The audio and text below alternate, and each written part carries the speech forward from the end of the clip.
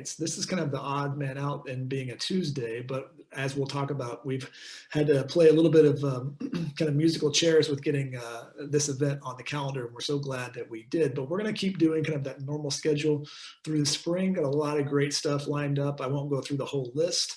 But if you will go to our website, magiccitybooks.com, you can see all the stuff we have lined up. And I always say that we're trying to make a mixtape. We want to have stuff that's really about what's happening in the world, these current events, stuff that's in the news, very much like we'll be talking about tonight, but also things that are, maybe a little bit of a break from that, something light or something fun, and just kind of giving you that ebb and flow that you crave, and we do too. So go to magiccitybooks.com, see that, and thank you all for supporting what we do. I hope you guys will buy tonight's book. When you do that, you're not only supporting great writers who we are always lucky to have, but Magic City Books is owned and operated by the nonprofit Tulsa Literary Coalition. And when you buy a book from us, you're not just shopping, you're supporting, you're doing something good with that money, which goes straight back into our community as well. So let's get to tonight's event. How can I give this kind of the 101? So imagine this, there's two guys. They're at Yale Law School. One's a conservative, one is more liberal. They meet up, they argue a lot. They also become friends, and they decide to kind of take a look at America in this strange moment that we're living in. And they take 6 road trips over a few years. They span 20-odd thousand miles going around this country to, I believe, 44 out of the 50 states. And trying to find the things that connect us rather than keep us apart, which, gosh, could not be more timely. I was wondering a few months ago when we were originally going to do this event, it seemed very of the moment then. And I think as we'll talk about more in these last few weeks, this has become more urgent, something of this topic. So we're going to talk about politics. We're going to talk about partisan politics. We're going to talk about the things that bring us together. We're going to talk about America. We're certainly going to talk about Tulsa, because Tulsa plays a pretty big role in this book, as you will learn. So I'd like to bring on the authors of Union, Jordan Blashek and Chris Haugh. Hey, guys. Hey, Jeff. Thank you so much for having us. Yeah, I'm so thrilled to have you both. Thank you. So I was mentioning to these guys earlier, so Chris is in Berkeley and Jordan is in New York, and we're stuck right here in Tulsa. So we're kind of got this trifecta of America. We're covering the full breadth of the whole country. So there's a lot to talk about. I in some ways don't know where to start, but I will say, as you've kind of been living this book, the book came out. Chris, when did the book drop? What was the official release date for the book? Well, it was originally May of 2020, and it quickly became July as we approached. But yeah, we came on July 21st. So the book, even if you consider that original release date, has kind of spanned this weird year that we've had. And in the political sense, it could not be, you knew that you were dropping the book into a world that kind of needed this book, but you have, of course, had no idea when you were writing it and in the pre-release how much more divided we would become by the end of the year, and certainly at the beginning of the year. So maybe, Chris, you could kind of start us off by saying, what role can this book play kind of in the conversation happening right now? Absolutely. Well, first of all, Jeff, thank you so much for having us. It's a pleasure to be back in Tulsa. I wish we could do it in person, but maybe next time around, maybe when the paperback comes out.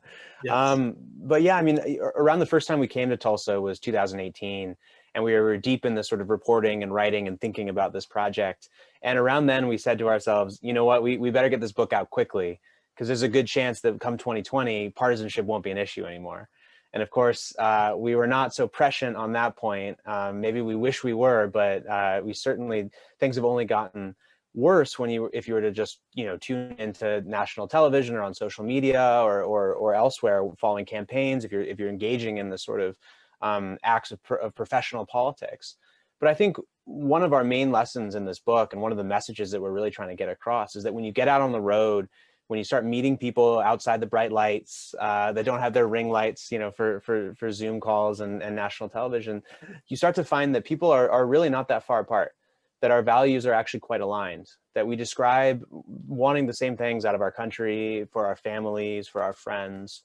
And so there's this discrepancy between, you know, how we talk about our day-to-day lives and the way that we are presented on national television and elsewhere. And so I think that's a big part of union, is trying to get that story, that quieter story out there, that story that is less of a headline and more of the reality of how people are treating one another out there, whether we're Democrats, Republicans, unaffiliated, or just don't care. And so that's a big part of our project, is trying to bring us back there. Jordan, maybe you could start us off too. I'd like you to kind of give our audience a quick Cliff's Notes on the kind of binary that you're presenting the audience with, which is, and if you guys can't tell by their haircuts, maybe we'll go into a little bit more here, but Jordan, maybe kind of tell us, you know, what role do you play in this story, and what role does Chris play, and how do you kind of set the tone for what you're going after here? Yeah, absolutely. Well, the haircuts kind of say it all. So like the subtitle says, this is a book about a Democrat, the hippie with the long hair, and a conservative, the Marine with the short hair, on a journey to try to find common ground. And, you know, a lot of the book is spent kind of with the two of us wrestling with our own kind of worldviews and how those intersect, but also how we can understand the other side. And everywhere we go in the book, we're sort of bringing our two perspectives. And so that's one binary. I think there's actually a deeper binary that we reveal in the book, which is, I really approached this book as an optimist. As we hit the road, I expected us to find positive signs of America everywhere we went, that the country, for all of the sort of bad media, press and environment we have, that the country was still healthy and dynamic, and that the American people would reflect that. And Chris approached it much more as a skeptic. You know, he approached it thinking that, you know, we would witness scenes of America coming apart, that the socioeconomic and racial challenges that we face were going to really be visible everywhere. And so the book is much much more about those two perspectives than it is the left-right divide. And you know, in the end, we end up coming to a synthesis. And maybe I'll hold that for now. But in the end, we tried to kind of reconcile our two views of the country, and what we saw on the ground allowed us to do that. So I'm curious, you know, you two met at Yale Law School, and when you kind of think about that at the beginning of this journey, well, I guess I'd like to set a baseline in a sense, because I think to get to where you are with this book, you had in some ways, whether it was consciously or not, a craving to kind of find what you found with this book. You know, you were kind of craving some more of a moderate existence and not being kind of pinned to these certain identities that you maybe are assigned by your past or by what you pursue. For example, being in the Marines or whatever. But what do you think it was that, I guess, let me put it this way. Someone could look at this book as an audience member. Let's say someone watching tonight and they say, well, these two guys who went to Yale, and one is in Manhattan and the other one's in Berkeley, they're coastal elites in a certain way, right? Even though one's conservative, one's liberal, you know, why should I listen to what they have to say? Now, of course, what you do in the book is you let other people say a lot of the things, but how did you did you think about how you get past some of those initial things when you were starting to put this book together? Like, you know, why should people listen to us? Because I always think about that whenever I'm kind of talking to a crowd about anything that's an opinion or anything like that. Yeah, well, I think that's a great question. And it was something that was definitely on the forefront of our minds as we were writing the book.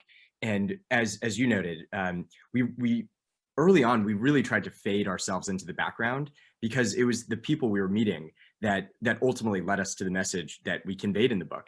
And so we kept trying to remove ourselves. And then it actually took our editor to push us to say, no, you two actually need to be present in the stories. I think the real answer to your question, though, kind of comes from two things. I think first, the one thing Chris and I really did have in common, besides what I might describe as like the sort of superficial commonalities of like where we come from or the school we went to, I think the thing we really brought was an experience over a couple of years of serving in bodies of the US government that were not only apolitical, they prided themselves on being above politics. You know, the military and the State Department being able to represent the US overseas and represent the best of who we are, put politics aside, really was transformative for both of us. And so we brought that back with us. And a lot of the book is both us trying to figure out, how do we take that common ground we could find in those institutions and transfer them to other parts of American life, but also kind of the reverse. Like what were the things that gave meaning to that experience for us, like the American values that we might find that lend those institutions the ability to do that. So I think that's first.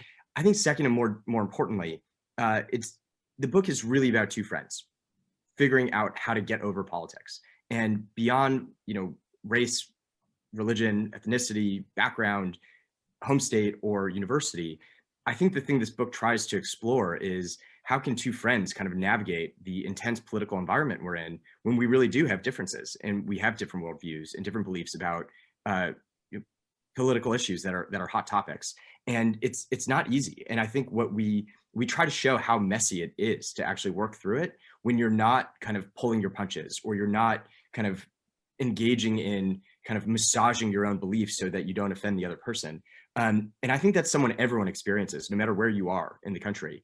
We've heard countless stories of people who've lost friends or family members because of the political environment. And I think that point, more than anything, is what we're trying to bring out in the book, is how you can navigate these differences and not find reason to walk away from each other.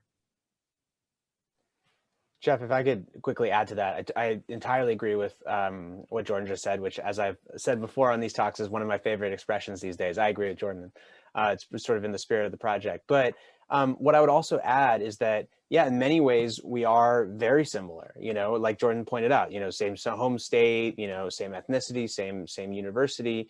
And yet in 2016, we found ourselves fighting like cats and dogs, unable to hear one another, almost breaking apart this friendship that was formed sort of in 2015 before things got so bad. And so we isolated this variable, and yet we still were fighting. And so one of the reasons why we wanted to get out on the road, why we wanted to tell the stories of what we had seen on the road and our own experiences is that very reason. Like, politics was so polarizing, and it was driving apart people that had every reason to hold close to one another, to hold tight. We had not only friendship, but all these similarities, and yet we were at each other's throats. And so I think there's something to having found that one difference, a pretty large one in 2016, all the way to 2021. But one nonetheless, somewhat unique. And that's why we wanted to write. We wanted to get out there. We wanted to tell people the sort of messy process that, as Jordan said, that it took to get to here. When you think about, Jordan, you mentioned this, you're talking about beliefs. And I always think about the difference between, say, a principle and a belief. And also the nature versus nurture element of what we think about in terms of our political beliefs. Talk about your own journeys in terms of coming to your current state of political leanings. How much of it is what you're raised with, what your parents believed in, the circles that you traveled in, versus kind of what you come to understand as kind of a political worldview of your own, because I think all of us growing up, when we're kind of in our early 20s, especially, you start kind of going like, hey, I've always thought this. The question is, why have I always thought this? And did I even think this, or am I just parroting things I've heard and said and done over the years? Talk about your kind of evolution into yourself. Maybe Jordan, you start, and then Chris can kind of follow up. Yeah, absolutely. So I think it's one of those things where I wish I could be so objective and say, no, I truly came up with these beliefs all on my own. But, as Chris knows, having met my family, my parents are conservatives, and I grew up as a Republican in Los Angeles as a Jewish person, which is very rare. And I clearly absorbed a lot of that worldview growing up. And as I went through kind of the first few phases of my life, that worldview was validated by kind of my own experiences, which I filtered through that lens. I do think one thing that was really powerful for me was serving in the US military. And more than anything, I think the military shapes kind of two views I hold about the United States in the world. The first is it's impossible to watch these young men and women step forward to serve their country, do incredible self-sacrificial things overseas, and not believe that there's something deeply good about the American spirit and a government and a people that would send their sons and daughters overseas to protect others and to do so selflessly. And regardless of any other debate about when and why we do military intervention, I think seeing those people step forward and serve kind of ingrained in me this sense that the American people can kind of rise to any occasion and have this amazing sense of duty and mission in the world. So that's first. And then second, it's also hard to see kind of the worst places in the world, places shrouded in violence and misery, and not come away seeing just how complex things are. And no matter how simple things seem in the news or in theory, on the ground, reality is just so hard and complex, and people are wrestling with things in their lives that are hard to pinpoint cause and effect. And I brought that back with me into my political worldview. And so one thing I often talk to Chris about is my sense that because the world is so complex, it's really hard to kind of paint with broad brushstrokes about people or about policies. And it's why I'm skeptical about things the US government can achieve at the federal level. And so a lot of my worldview kind of comes from that. And then the final thing I'll say is these road trips shaped a lot of it. I think over 4 years with Chris, my views on a number of issues have changed. Most notably, Tulsa, more than anywhere else, kind of changed my views on race and drug addiction and the criminal justice system. And so, these experiences with Chris and our conversations did a lot to kind of shift my own understanding of the world. Yeah, great. Chris, what do you have to say about that? Yeah. Well, I'd start by echoing what Jordan said about our families. I mean, I almost guarantee Carolyn and Holly, our two moms, are on this call. So hi moms. And they certainly had outsized influences on both of our early developments, including my own. My mother, left of center, grew up in Berkeley, the People's Republic of Berkeley. And so, of course, it's undeniable that was the sort of milieu that I developed my political leanings in. But again, to echo Jordan, a lot of these road trips were, the process was unlearning the worst habits within that worldview, and learning that there is more to this world than initially meets the eye, no matter where you start, and no matter what sort of first principles you bring to your late 20s, early 30s when we were doing these trips. And as a result, this book is largely about the humbling of two men who thought they sort of understood the world at a young age. And these road trips, in conversation with Jordan, in conversation with the people we met in Tulsa and Detroit and Colorado, I mean, all across this country, really started to show how, like Jordan said, how complex this planet and this country and our states and our people really are. And it's almost impossible to dig too deeply into your political sort of dogmas when that is your starting point. When you look at this world and see that complexity, whether you're looking at it through a conservative lens or a liberal lens, and see that complexity, it's hard not to listen. Because in that sort of environment, any sort of dogmas are only going to get in the way of getting to the right solution. And so that's what the road gave us. And, Jordan used the word messy earlier, and I've echoed it now twice, but I really want to underline that, because these trips were messy. We didn't come to this place of sort of humbled awe of the complexity of this country easily. But that was part of unlearning some of the worst of it. But of course, surprise, surprise, the book doesn't end with either of us kind of converting. I'm still a Democrat. Jordan, last I checked, is still a Republican. But that doesn't mean we haven't changed around the edges, or our worldview hasn't changed despite our political affiliations. Do you feel that the kind of American default is moderate? Do you think that in some ways we get pulled at these polls, by media, we get pulled at these polls by our families, all these things, but it seems like in some ways we always kind of work our way back to the middle. Jordan was mentioning travel. I read somewhere once that said, if you take any conservative and they travel internationally, it kind of lowercase l liberalizes them. And if you were to take someone who's, quote, liberal and travel them around our own country more, it would kind of bring them more to that kind of right side. So it kind of, in some ways, meets in the middle there. And I think, I don't want to give anything away, but like you said, you already said, you kind of both kind of moved more inwards like that. You're certainly on opposite sides still, but you've kind of done that. there's also the idea that that just happens with age too, right? That people will often say, you know, the older you get, you know, you'll kind of, kind of moderate on your extremities. Now that could be argued. There's certainly, when you kind of look at certain extremism, there's certainly some polarization and age to that. But talk about kind of your current state of moderate, you know, this current state of like, you know, whether or not you kind of have a political affiliation, do you feel the most center America, middle of the road that you've ever been right now? That's a really good question. I can start. Yeah, I mean, I feel like we were pulled in two directions. One is, of course, towards the middle. It's impossible to have as deep a friendship with someone who thinks extremely differently than you do, and not sort of start to learn the benefits of that other worldview and the various ways in which they can fill gaps in your own thinking or challenge some of your assumptions. And so I do think we've come towards the middle. And I would say that when you're thinking about broad political coalitions in this country, we do often sort of find ourselves moving towards the middle. I mean, that is the winning coalition often. You know, that is not to say that we're not an extremely diverse place, you know, of many different views. But if there is such thing as an average American, I would guess that they gravitate towards moderate.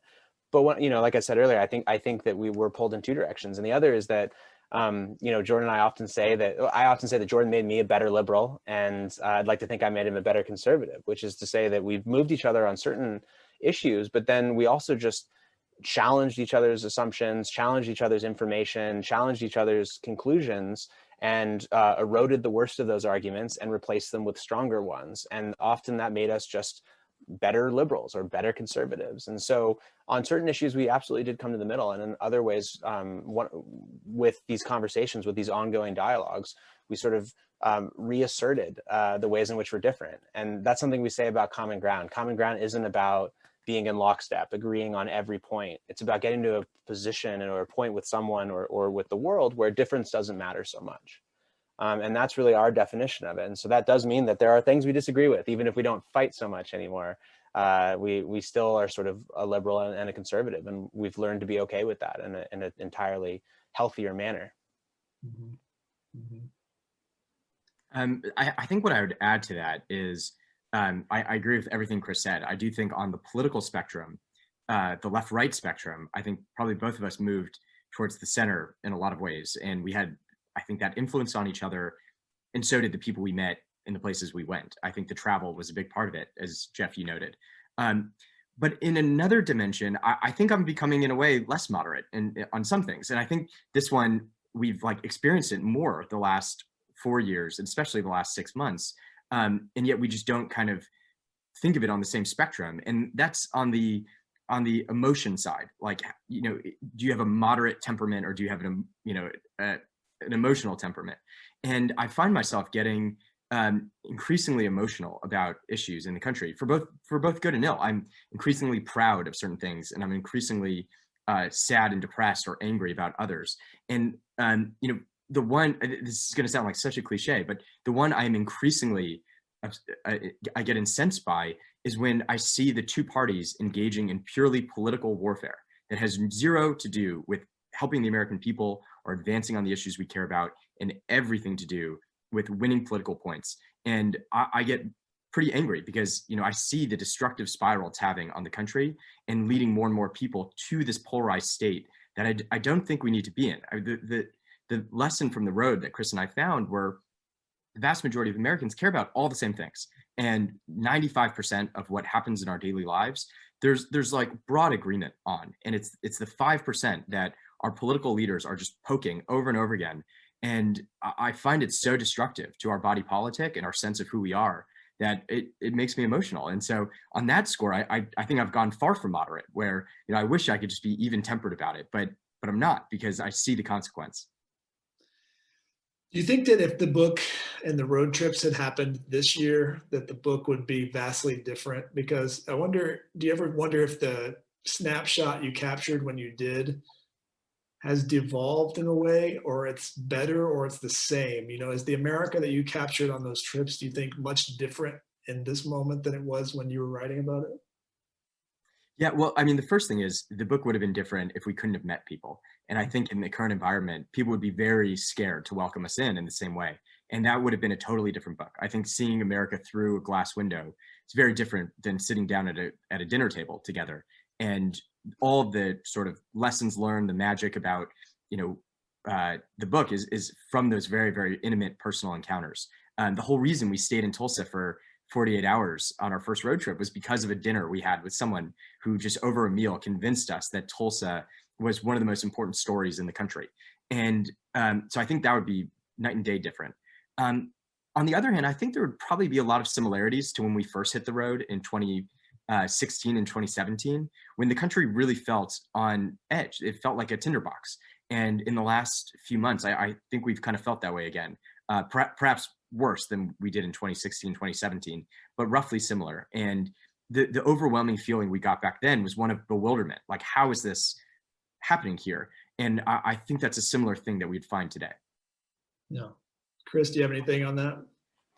Yeah, I mean, I would say that, we sort of sensed a coming reckoning over race, criminal justice, police brutality, economic opportunity, because those themes have been somewhat evergreen over the last 5 to 10 years, and much longer than that in many cases. And it was unavoidable from the road. I mean, when you did get into these conversations with people across the country in these intimate settings where we're talking about what really matters and we've broken down some barriers, then we heard these issues over and over again. So what I would say is that I think a lot of this is just the sort of final, or not the final, but an expression of a lot of the ideas and tragedies and issues that we have been facing for quite a long time. So I think in terms of like the themes and the stories that sort of make up this book, I think they would look quite similar. But I would also, of course, echo what Jordan said, which is that without the people, the union would not be anything. Tulsa, our chapter on Tulsa is about Mimi and Rodrigo and Jamal and Brandon, these people that we met who taught us about hope and who taught us about how to be resilient and what reconciliation really looks like. I mean, only a small fraction of the story is the dialogue that went on between Jordan and I over these 4 years. It was the people on the road. And I think if it lacked them, the union wouldn't be union. Yeah, there very much is the book, for people watching, and I hope you guys will get a copy. There's a link here in the chat. We'll keep posting that in there so you can get your copy of Union and give it to the people in your life other than yourself who might need this book, because a lot of us do. But when you watch the inauguration speech, for example, last week, a lot of talk was about unity and coming together, and that's not a unique thing. I mean, you hear that in almost every inauguration speech. It's very common, maybe not the last one, but certainly this one.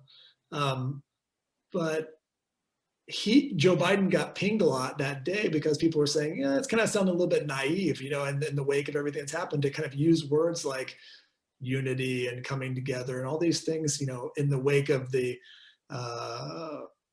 events that happened on January 6th and everything. People were kind of hitting him a little bit on that one. So, and you're touching on those areas too. What if you can't talk about those issues without kind of being ridiculed? It's like, how do you even start that conversation? I'll just kind of throw that out there. It's kind of an open-ended question. Yeah, I think there are enormous headwinds when it comes to common ground and unity, and when it comes to Washington. I think the ways in which our media is designed, our politics are designed, our Congress is currently formulated, that it's very difficult to breathe meaning into those words. It was a relief to hear it. But like Jordan actually always says, like, it's one thing to say it, it's a whole other thing to act it. But I think what Jordan and I have kind of been preaching of late is, much like voting, if we all sort of use these themes of common ground in our everyday life, that adds up.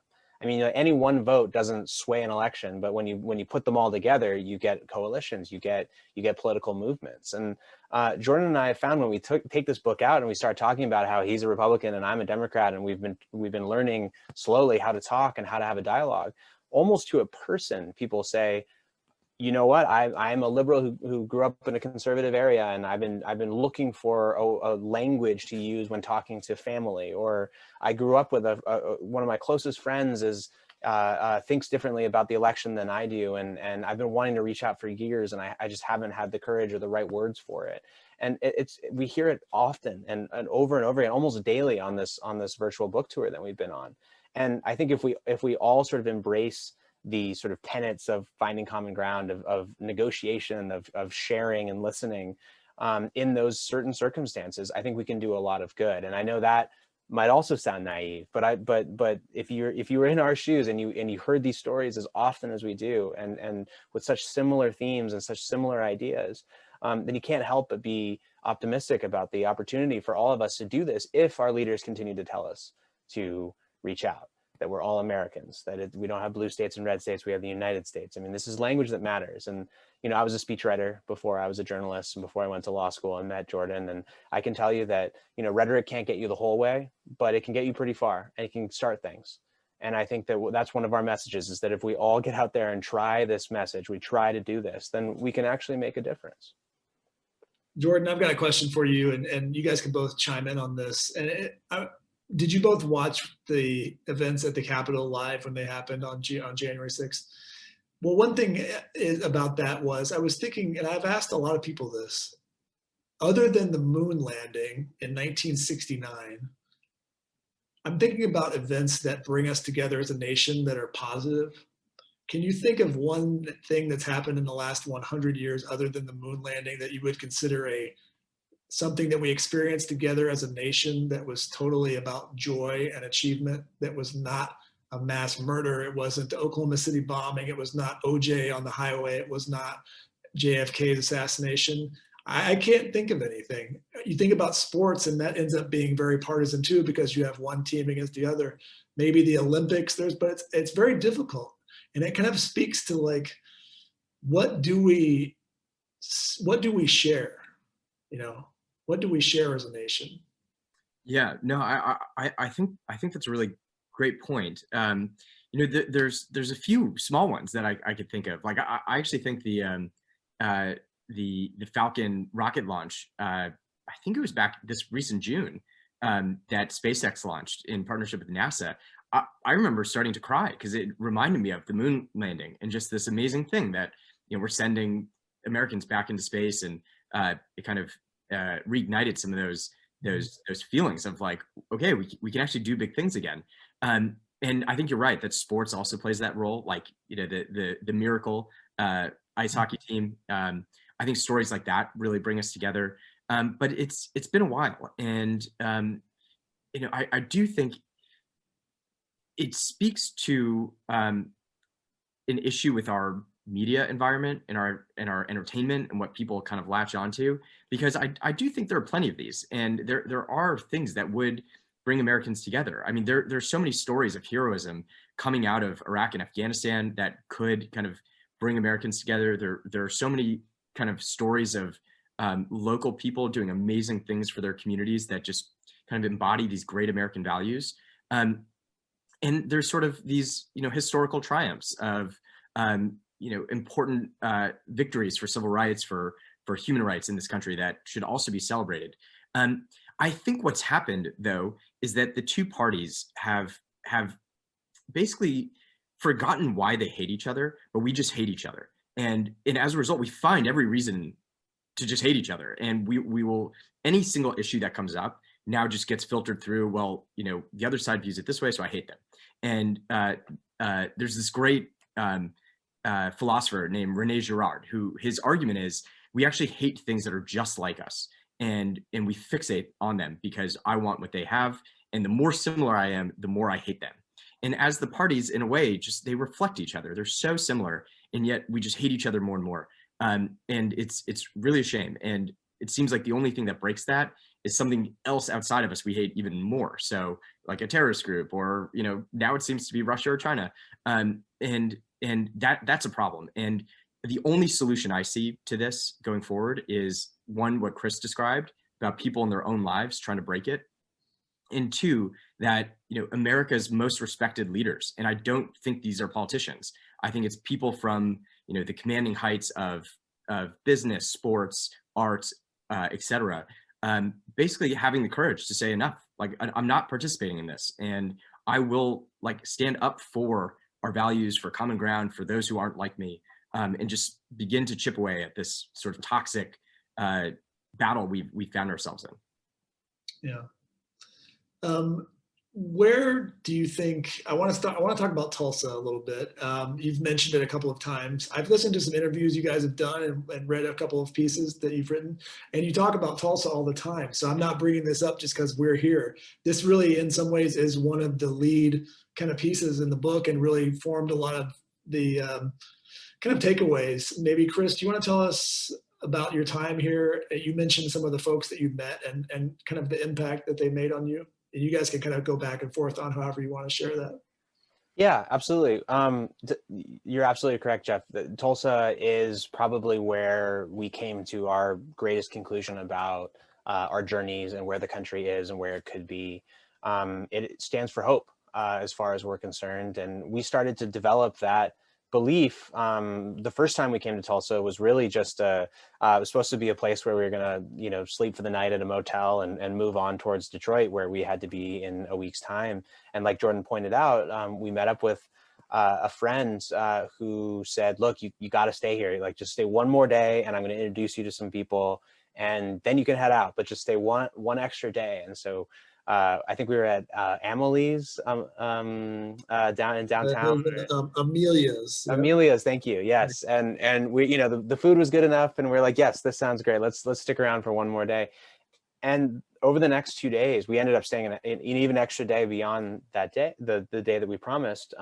We met such fascinating people. We met Mimi over at Women in Recovery, who runs a drug diversion program for women facing prison time for drug offenses and other issues. We got to tour Women in Recovery, meet some of these women, hear about Mimi's program, hear about how Oklahoma has one of the worst incarceration rates for women in the country. And yet here was Mimi and her team fighting tooth and nail for these women. And actually, only 7% of the women who went through that project or the program or less reoffended. 70% finished the program or more. We were blown away by her work. We also met Rodrigo over at the Gathering Place, who led us through it when it was still a construction site, and sort of told us about this vision for the place, and that it was supposed to bring North and South Tulsa together, bring together communities that often don't see one another, and give them a place to gather and to meet and to talk and to hold events. And we were blown away by this work, this culture of doerism. And I think what really hammered it home for us is we met Jamal and Brandon, who were helping run the Race Massacre Centennial at the time, and we got to walk through the Greenview Cultural Center where they mark the Race Massacre of 1921. And we were blown away by the tragedy that we saw, but also this mentality that if we roll up our sleeves, if we work hard, if we embrace and we talk about where we've come from, that we can do something about it and that we can build a better Tulsa. And we saw in that a microcosm for what could be in this country. And we were so blown away by these people that we came back. We came back a year later on our last road trip to sort of test that hypothesis, to see if there was this sort of message of hope, this culture of doerism that America could embrace, and that maybe that would be the stuff that could pull us out of this moment of national discontent. And we spoke with the same people again, and that was really where Jordan's sense of optimism, my sense of skepticism about the country merged in this word hope.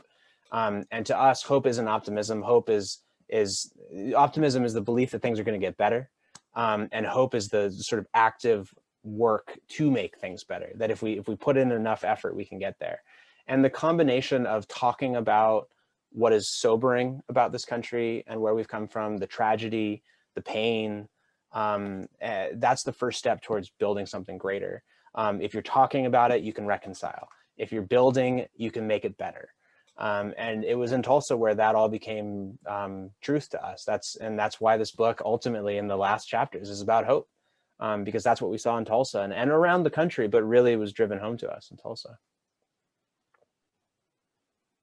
Jordan, I wonder, you mentioned, we were talking earlier about the COVID-19 era, and I wonder, do you think that kind of the pressure cooker that we ended up having at the end of last year and the beginning of this year was made worse by the fact that we've been so siloed and unable to kind of be around each other and be around other people who are not like us for the last year, basically. And we're kind of in these, even, we live in kind of these bubbles already, but we've been more confined than ever. Do you think that that played a role in kind of dividing people even further?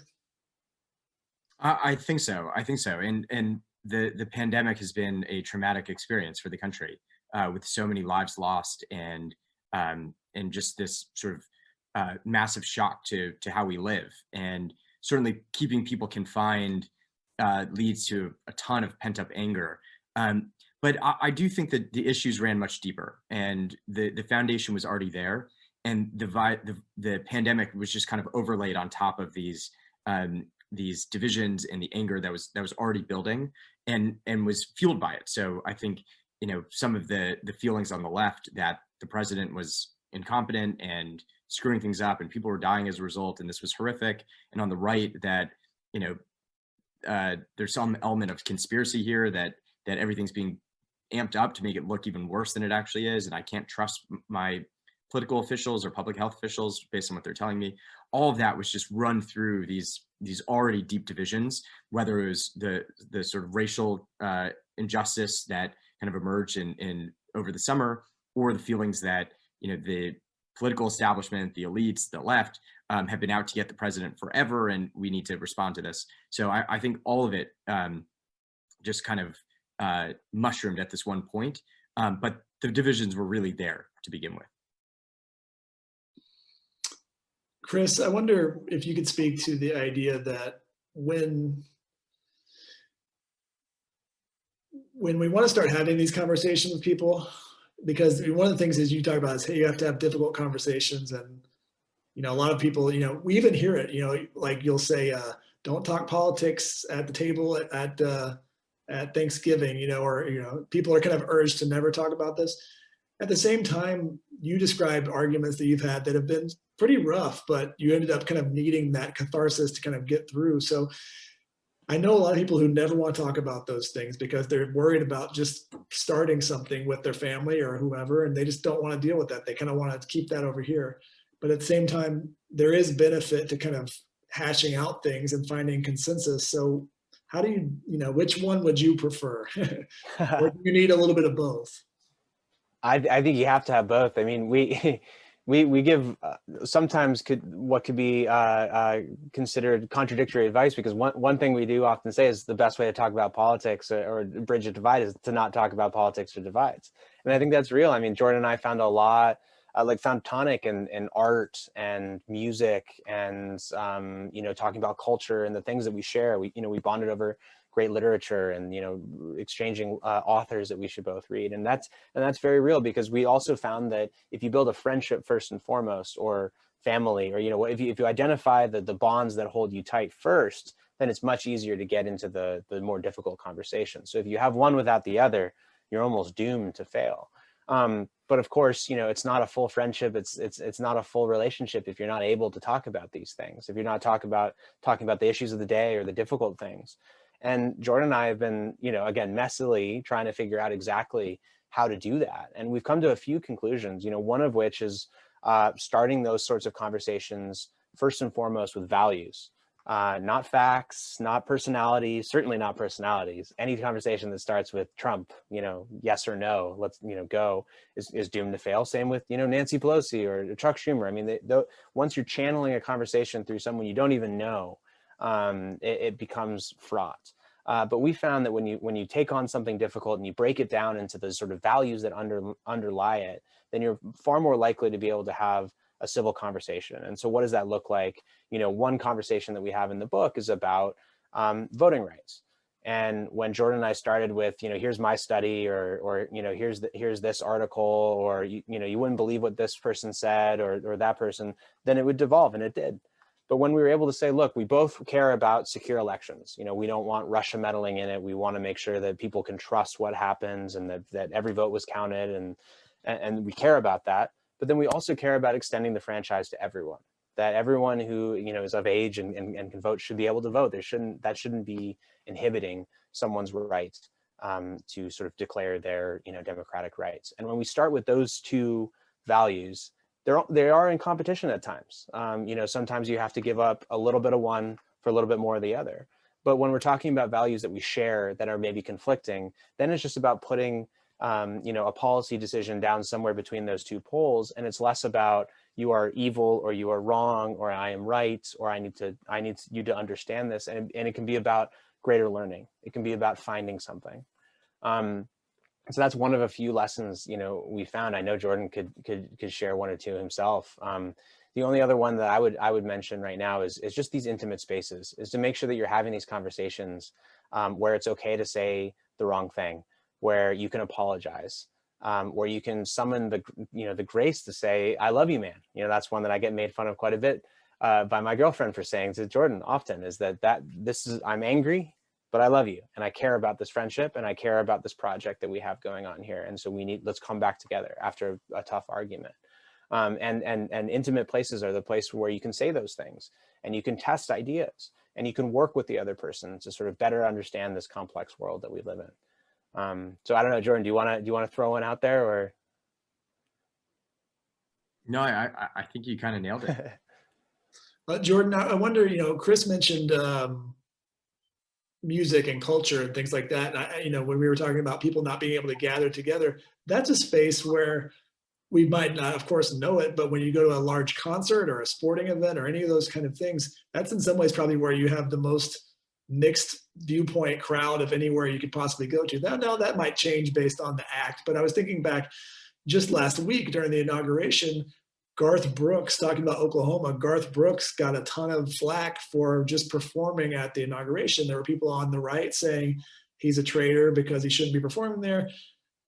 He's saying, hey, it's the president. I would go for anybody. It's just the patriotic thing to do. So you have these kind of warring factions there, but we aren't able to have those cultural things, which I think at their best are very apolitical, you know, other than like, you know, yes, there have been moments like the Dixie Chicks and things like that, but you know, most of us go to those things to just escape and enjoy some good music. And we may not know the person next to us who's just jumping up and down, dancing, what their political beliefs are at all. And that's great.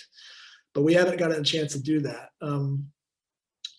Those non-political activities probably play a much bigger role than we realize, but we're not able to do those. Maybe those things, once we can get back to those, do you think that will, you know, continue to play a role in kind of healing our nation a little bit?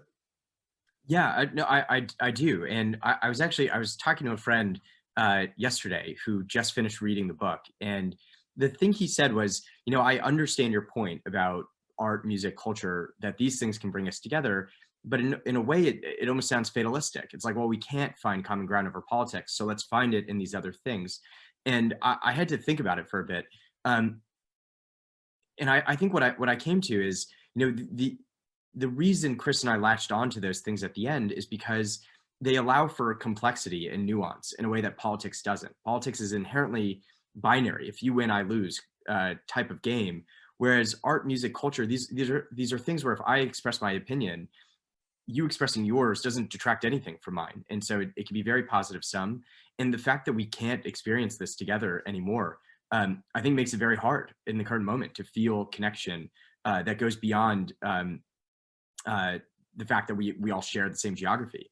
And so I do think it's a huge lost thing for America right now that we can't kind of share in those deeper, more beautiful things. It also reflects, I think, this very troublesome trend that politics is infusing art and culture in a way that is far more aggressive than it has in the past. And the consequence is that it does turn off large segments of the population from viewing it.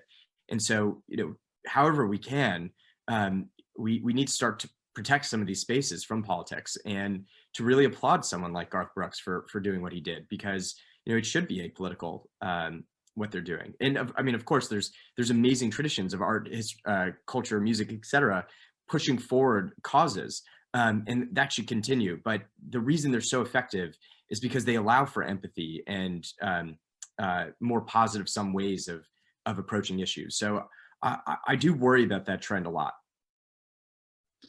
We've got just a few minutes left. I want to just encourage everybody, if you haven't gotten your copy, or copies, plural, of course, of Union, I would encourage you to do that. We'll keep posting that in the chat here. So do that for yourself. It's a great way to start the new year with a little bit of a new point of view on things.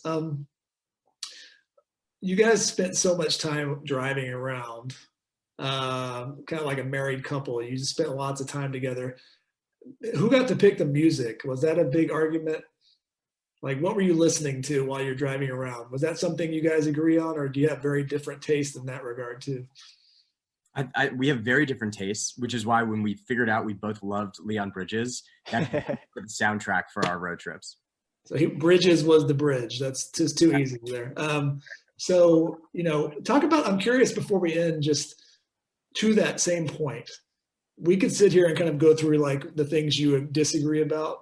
But to the spirit of the book, I'd like to what are some books and some music and some films and things like that you guys found out that you both love? Just rattle off some stuff. What are some of your shared loves in the cultural space?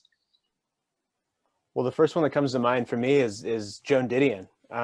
We both, I had been talking about how she's one of my heroes for much of our friendship, but then we got to New Orleans and Jordan was like, hey, can I borrow that South and West book, and started reading it. And it turns out, while we were in New Orleans, we started reading this book, and it's largely about a road trip that starts in New Orleans and goes across the South. And we would read it aloud to one another because we found it so affecting. And her writing and her ability to handle complex issues, but then also boil them down into something so understandable. I mean, it's like the music that we were talking about, that it's able to sort of hold such so many complicated and oftentimes contradictory ideas in its pages. And we've got Leon Bridges and we've got Joan Didion. All right, what's something else you guys love? New Orleans itself, we loved. We spent like days and days and days just walking the city together. Kind of obsessed with it, and we both love jazz. Part of the reason we love New Orleans is we just get to walk down Frenchman Street into different jazz bars and sit there kind of enwrapped. So that's another one. And tacos everywhere. We had great tacos. That might be the thing that unites the whole nation, honestly. Yeah. I mean, Best breakfast tacos we ever had was in Tulsa. Valkyrie. No, that was the bar. Oh, maybe Chimera. Chimera. Yes, Chimera. And my wife owns a bakery right across the street from that. Oh, no way. Yeah. So small world. Just to finish up here, and it's been great talking to both of you. So thank you for giving us this time and spending some time with us.